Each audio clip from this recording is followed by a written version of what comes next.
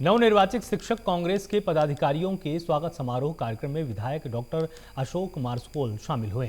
कार्यक्रम में पूर्व जिलाध्यक्ष ललित शुक्ला को विदाई दी गई। नवनियुक्त जिलाध्यक्ष चंदूलाल भारतीय और सभी पदाधिकारियों का विधायक डॉक्टर अशोक मारस्कोल ने स्वागत किया है।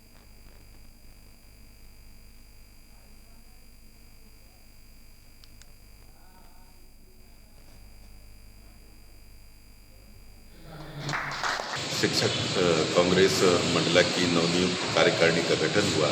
इसमें चंदूलाल भारतीय जी जिलाध्यक्ष मनोनीत हुए, चंदन पटेल साहब और सचिव संजय टेकाम कोषाध्यक्ष और रमेश टेकाम जी सह कोषाध्यक्ष और पूरी कार्यकारिणी यहाँ पर है।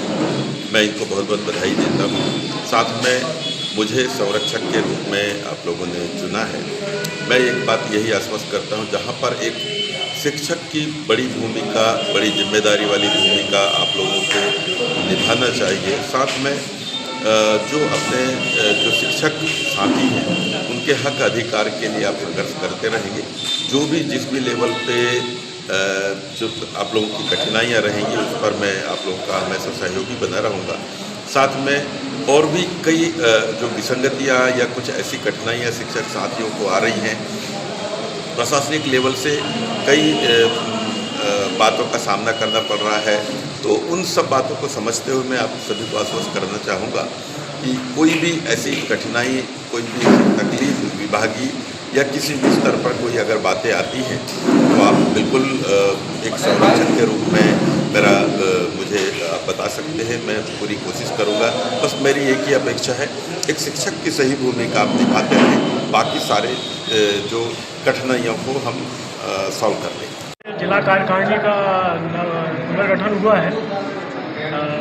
श्री चंदूलाल जी भाटिया वरिष्ठ शिक्षक ढाका जिला शिक्षक कांग्रेस के अध्यक्ष नियुक्त हुए। उसी तारतम्य में एक अभिनंदन कार्यक्रम का आयोजन शिक्षक कांग्रेस जिला शाखा द्वारा रखा गया था, जिसमें निवास विधायक डॉक्टर अशोक करमेह साहब, डॉक्टर अशोक मस्कोले साहब, विधायक निवास के मार्गदर्शन में और संरक्षण में एक युवा साथियों की एक जुझारू टीम का गठन हुआ, जो शिक्षकों के हित में, शिक्षक के गौरव और सम्मान के लिए और शिक्षकों की समस्याओं के निदान के लिए सतत संघर्ष करते रहे, जिसका नेतृत्व हमारे नवनियुक्त अध्यक्ष श्री चंदूलाल जी भाटिया करेंगे और साथ में उनकी जिला कार्यकारिणी, तहसील कार्यकारिणी, विकासखंड कार्यकारिणी और विभिन्न प्रकोष्ठ जो है उनके साथ मिलकर शिक्षकों के गौरव और सम्मान और उनकी जो समस्याएं हैं उनके हित में निरंतर संघर्ष है। Inner wheel club district 304 Narmadapuram में मंडल अध्यक्ष की आधिकारिक यात्रा संपन्न हो चुकी है। मंडल अध्यक्ष शशि शुक्ला अपनी आधिकारिक यात्रा पर नर्मदापुरम पहुंची, जहां क्लब के पदाधिकारियों ने दीप प्रज्वलित किया है। साथ ही सरस्वती वंदना भी प्रस्तुत की गई। क्लब की अध्यक्षा वंदना समैया ने स्वागत उद्बोधन भी दिया है। अतिथियों का स्वागत किया गया। सचिव और कोषाध्यक्ष ने किए गए कार्यों की रिपोर्ट भी प्रस्तुत की है।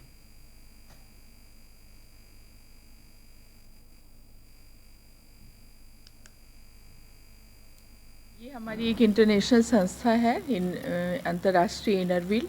मैं उसकी डिस्ट्रिक्ट चेयरमैन हूँ। मैं अपने ऑफिशियल विजिट पर आई हूँ। हमारी संस्था की एक इकाई inner wheel club of Narmadapuram Hoshangabad यहाँ पर आप सेवा कार्यों में 2005 से लगातार लगी हुई है। आपका आना पहली बार हुआ है या पहले भी है? नहीं, मैं पहले भी एक बार आई हूँ, पिछले वर्ष भी आई थी मैं, और हमारी अपनी प्यारी प्यारी इनर व्हील की बहनों से हम मिलकर गए थे और नर्मदा घाट पर हमने एक प्रोजेक्ट भी किया था, और तब से ही मुझे यहाँ से होशंगाबाद से बहुत लगाव हो गया है।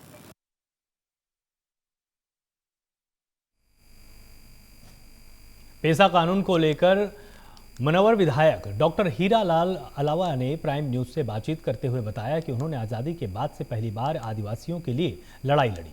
जैस पार्टी ने हमेशा आदिवासियों के संवैधानिक अधिकारों जैसे आदिवासी क्षेत्रों में शिक्षा, स्वास्थ्य बेहतर हो उसके लिए काम किया है। आगे उन्होंने क्या कुछ कहा आप भी देखिए। मध्य प्रदेश के धार जिले के मनार विधायक डॉक्टर हीरा लाल से बात करेंगे, क्योंकि उनका यह कहना है कि मैंने आज़ादी के बाद से पहली बार आदिवासियों के लिए लड़ाई लड़ी। आज हम उनसे बात करते हैं शीतकालीन सत्र में क्या मुख्यमंत्री जी ने जिस तरह से जैस को लेकर बात कही।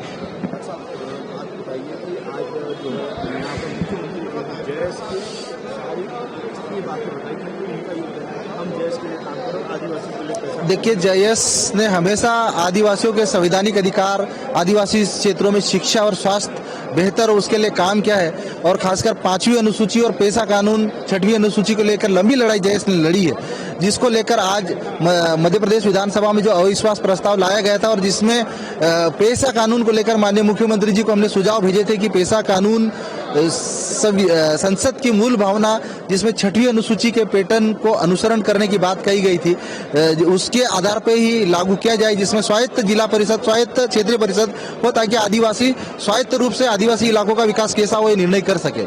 दूसरा जो हमारा सुझाव था कि पेशा के तहत गांवों को सशक्त बनाने, ग्राम सभाओं को सशक्त बनाने की बात कही गई थी, जिसमें हमने सरकार के सामने सवाल उठाया था कि बिना गांवों को वित्तीय, ग्राम सभाओं को वित्तीय पावर दिए बिना गांव का विकास कैसे होगा, जिस पर आज माननीय मुख्यमंत्री जी ने सदन में कहा है कि हम ग्राम सभाओं की सीमाओं के भीतर आने वाले खनिज संसाधनों पर पहला हक ग्राम सभाओं को देंगे। तो आने वाला वक्त बताएगा कि वास्तव में माननीय मुख्यमंत्री जी ने जो आज सदन को आश्वस्त किया उसकी भावनाओं के अनुसार शासन और प्रशासन काम कर रहा है नहीं कर रहा है, ये वक्त हम उसका इंतजार करेंगे।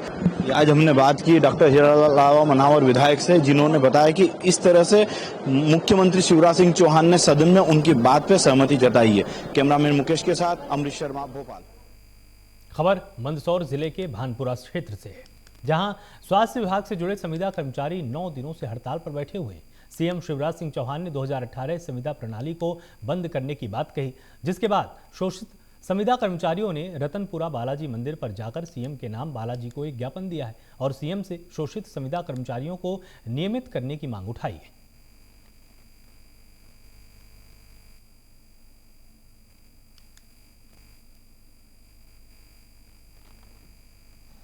मेघवाल समाज के जिलाध्यक्ष डॉक्टर रमेश चंद्र वर्मा की मौत के बाद मेघवाल समाज और भीम आर्मी ने सुसनेर में नेशनल हाईवे पर चक्का जाम कर दिया।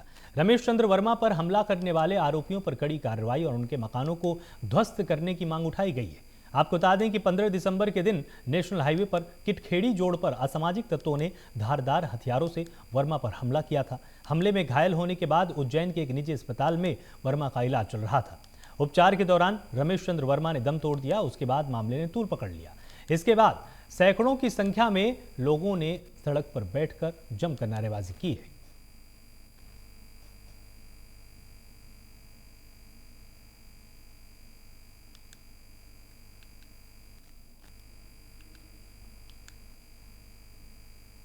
जिला अस्पताल अनूपपुर में मुख्य चिकित्सा और स्वास्थ्य अधिकारी डॉक्टर एससी राय ने सिविल सर्जन और समस्त खंड चिकित्सा अधिकारी को एक पत्र लिखा, जिसमें कोरोना वायरस की रोकथाम और बचाव के लिए आवश्यक तैयारी करने का निर्देश जारी किया। इसमें उन्होंने बताया कि कोरोना के बढ़ते प्रकोप को देखते हुए जिला स्तर और विकास खंड स्तर पर महामारी संबंधित समस्त उपकरणों और दवाइयों की पूर्ण जांच की जाए। साथ ही किसी व्यक्ति में लक्षण पाए जाने पर उनका तत्काल उपचार और जांच करना सुनिश्चित किया जाए। ये जो वेरिएंट आया है BF.7, ये काफ़ी तेज़ी से फैला है और कई लोगों को ये फैल जाता है। उससे बचाव के लिए मध्य प्रदेश शासन बिल्कुल कटिबद्ध है। कलेक्टर मैडम हमारी इसकी निगरानी कर रही हैं। हमें आदेश दिया गया है तैयारी करने के लिए, जिसके तहत आप देख रहे हैं कि ICU हमारा तैयार है, ऑक्सीजनेटेड बेड तैयार हैं, एम्बुलेंस तैयार है, स्टाफ तैयार है, दवाइयों की मैंने खुद जाँच कर ली है, पर्याप्त मात्रा में दवाइयाँ हैं, ग्लव्स हैं, मास्क हैं। तो इस चीज़ों को लेकर तैयारी ये है कि कोई भी चीज़ ऐसी अप्रिय होने से पहले ही हम लोग सजग हो जाएं। आप लोगों के माध्यम से हर घर तक ये मैसेज भी पहुंच जाए कि ऐसी फिर से महामारी आने की संभावना है। वित्तीय अनियमितता को लेकर बिजुरी नगर पालिका के पूर्व नगर पालिका अधिकारी सुश्री मीना कोरी को तत्काल प्रभाव से निलंबित कर दिया गया है। अधिकारी सुश्री मीना ने शासन को आर्थिक क्षति पहुंचाई थी। संचालन नगरीय प्रशासन और विकास भोपाल की ओर से जारी पत्र में उल्लेख है कि बिजुरी में निर्माण कार्य में अनियमितता के संबंध में विभिन्न स्तर से शिकायतें प्राप्त हो रही थी। इसके बाद जांच पड़ताल कर निलंबन की कार्रवाई की गई है।